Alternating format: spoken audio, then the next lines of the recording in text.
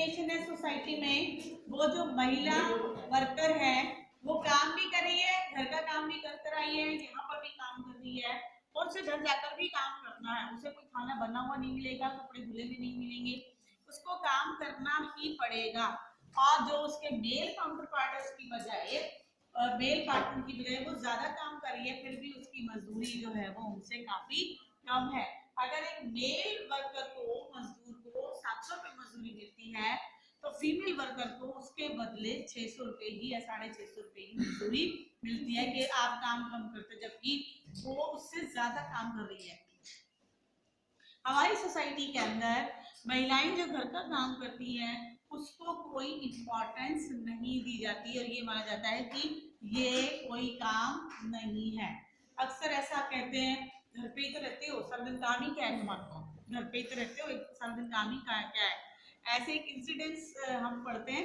एक बच्चा जो है वो अपनी मदर को कहता है कि आपको कल पीटीएम पे चलना है मेरे साथ, हमारे स्कूल में पीटीएम है। तो उसकी मदर कहती है ठीक है, और कौन जा रहा है? तो उस बच्चे ने कहा कि मेरी जो फ्रेंड है उसकी मम्मी तो हमेशा ही पीटीएम पे जाती हैं, क्योंकि वो हाउसवाइफ है ना, वो कुछ काम नहीं करती है, जबकि आपको बहुत कम टाइम मिलता है, लेकिन कल आप जरूर चलेंगे मेरे साथ पीटीएम पे। तो उसकी मदर कहती है आप ये बात कैसे कह रहे हो कि वो हाउसवाइफ है तो वो काम नहीं करती हैं, चलो उनके घर, उनसे पूछते हैं कि वो किस टाइम पीटीएम पे जाएंगे, हम कितने चलेंगे।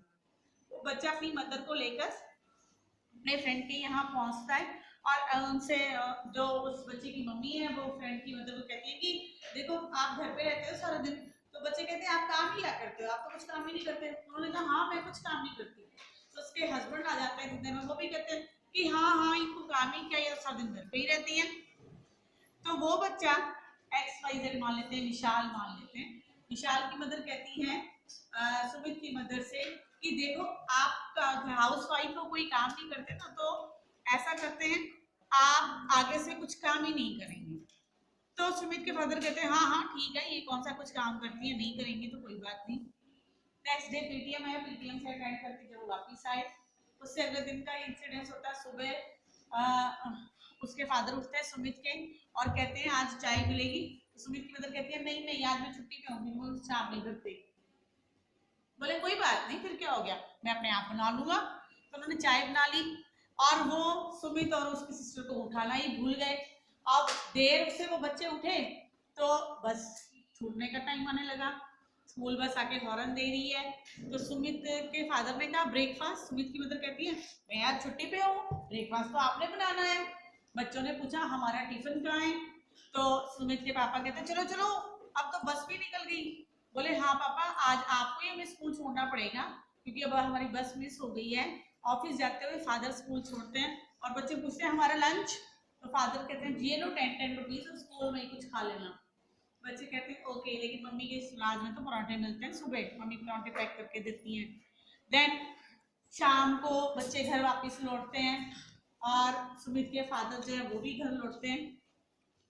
तो वो देखते हैं कि सुबह जहां पर तौलिया टॉवल वो अपना फेंक कर गए थे वो वहीं है, स्लीपर्स जहां पर उतारी थी वो वहीं है, बेडशीट जैसे वो छोड़ गए थे फैली हुई वो वैसे ही पड़ी हुई है, और सुबह जो उन्होंने चाय बनाकर पी थी उस चाय का गिलास भी वैसे ही रखा हुआ है टेबल पे ड्राइंग रूम में, और चाय का वो बर्तन जिसमें चाय बनाई थी वो भी किचन में ऐसे ही पड़ा हुआ है।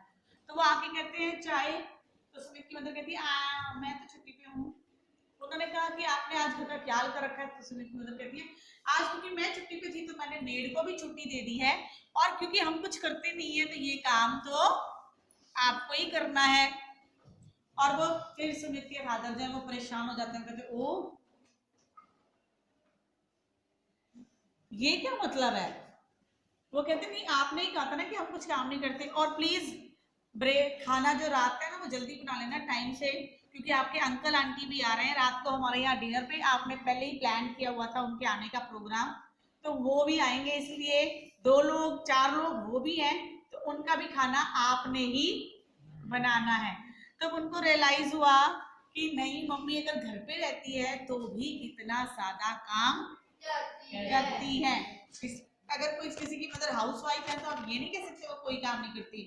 अगर मदर हाउस वाइफ है तो आपको उनकी वजह से गर्म खाना मिलता है टाइम पे खाने के लिए 3 बार।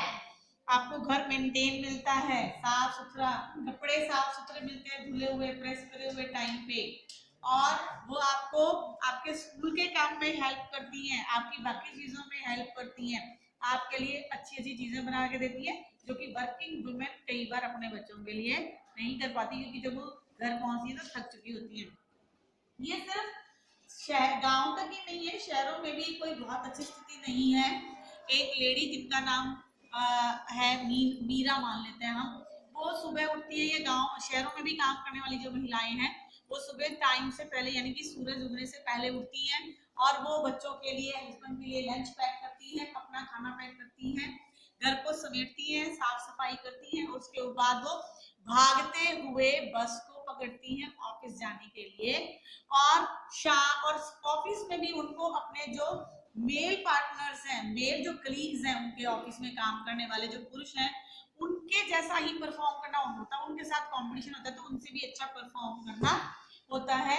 इवनिंग में शाम को जब वो घर पहुंचती हैं तो घर आते ही उनके घर के काम की शिफ्ट शुरू हो जाती है, घर को समेटना, खाना बनाना, बर्तन समेटने, और फिर उन्हें एक छोटी सी नींद मिलती है कुछ घंटों की, और अगले दिन से फिर वही धक्का मुक्की ये शेड्यूल शुरू हो जाता है।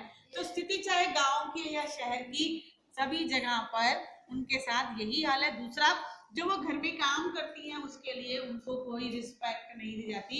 वो बच्चों को पालती हैं, बच्चों को जन्म देती हैं, बच्चों की देखभाल करती हैं, घर में जो बुजुर्ग हैं उनकी देखभाल करती हैं, जो बीमार हैं बुजुर्ग उनको दवाई देना, उनका ख्याल रखना, ये भी मम्मी की ही रिस्पॉन्सिबिलिटी है, फीमेल्स की जिम्मेवारी है।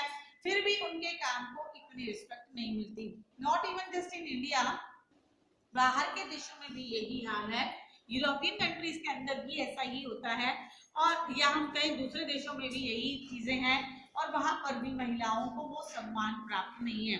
अगर हम बात करें राइट्स की, तो यूरोप के अंदर महिलाओं ने 200 सालों तक लड़ाई लड़ी, तब जाकर उन्हें राइट टू वोट मिला था, वोट करने का अधिकार मिला था। नहीं तो 1789 में जब फ्रेंच रेवोल्यूशन हुआ था, उस टाइम पे पुरुषों को फ्रांस के अंदर वोटिंग राइट मिल गया था, लेकिन फ्रांस की ही महिलाओं को अगले 200 साल तक लड़ाई लड़नी पड़ी, और तब जाकर उनको अधिकार मिले। ऐसे बहुत सारे देश हैं डेवलप्ड कंट्रीज। अगर हम यूएसए की बात करें तो अमेरिका में भी बहुत लेट जो है वो फीमेल्स को राइट टू वोट मिला। सबसे पहले न्यूजीलैंड के अंदर महिलाओं को वोटिंग राइट मिला था, वोट देने का अधिकार मिला था। ये हमारा लेसन है, और हमें अवेयर करना होगा, महिलाओं को साक्षर करना होगा, जिससे कि वो अपने अधिकारों को जान सके। जैसे जैसे एजुकेशन बढ़ रही है वैसे वैसे जो फीमेल्स हैं वो अपने राइट्स के लिए और ज्यादा कॉन्शियस हो रही हैं, अवेयर हो रही हैं, और बहुत सारी ऐसी एनजीओज हैं, नॉन गवर्नमेंट एसोसिएशंस हैं, ऑर्गेनाइजेशंस हैं, जिन्होंने की महिलाओं के अधिकारों के लिए लड़ाई लड़ी, और उसकी वजह से आज बहुत सारी जो फीमेल्स हैं वो बहुत ही सम्मान की स्थिति में है। ऐसी बहुत सारी फॉर्म्स हैं जहां पर की महिलाएं जो है उस कंपनी को चला रही हैं, उसको होल्ड कर रही हैं। आप में से अगर किसी ने इंदिरा नूई का नाम सुना हो, इंदिरा नूई जो है वो पेप्सिको कंपनी की चीफ थी, हेड थी, और उनका सैलरी पैकेज 250 करोड़ का था। 1000 करोड़ की फर्म है वो, और उनकी 2 बेटियां हैं। वो इतनी बिजी थी, उन्होंने एक बार इंटरव्यू में बताया था कि वो एक बहुत ही कंजर्वेटिव फैमिली से बिलोंग करती थी, जहां पर की लड़कियों को पढ़ाया नहीं जाता था। वो 2 बहनें थी, और उनके नाना जो है बहुत ज्यादा स्ट्रिक्ट थे उनकी एजुकेशन को लेकर, और धीरे जब वो पढ़ी धीरे धीरे धीरे धीरे आगे बढ़ती गई, और एक समय ऐसा आया कि वो पेप्सिको कंपनी जो है यूएस की कंपनी, अमेरिका की, उसकी हेड बन गई, और सैलरी पैकेज 250 करोड़ रुपया पर ईयर। आपको पता है सुंदरम पिचाई जो गूगल के सीईओ हैं इंडिया से ही, 350 करोड़ का पैकेज है उनका, 350 करोड़ रुपया सैलरी, यानी कि एक दिन के 1 करोड़।